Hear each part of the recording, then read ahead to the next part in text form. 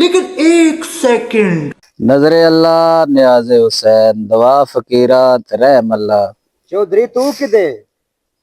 तेरा तो चंगा भला काम आया, माल डंगर अपना जमींदारा ते केड़े हाल च बैठे हैं?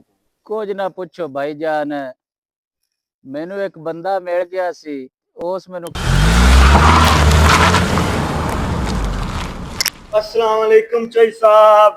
वालेकुम अस्सलाम। हाँ जी गजनफर भाई, की हाल है ਤੁਹਾਡਾ? ठीक हो? अल्हम्दुलिल्लाह ठीक ठाक। माशाल्लाह गजनफर भाई, आजकल बड़ियां गड्डियां छड़ियां केड़ी सोने दी कान हाथ आ गई है। साहब क्रिप्टो च इन्वेस्ट किया है ते अल्लाह दा शुक्र है, रातों रात रंग लग गए ने, गड्डी ले ली है, एंजॉय कर रहे हैं। ओ गजनफर भाई, कोई मैनू में दस, सारा दे बनिया ते जलील होवी दे वाई तू ता बचदा कुछ नहीं पिया।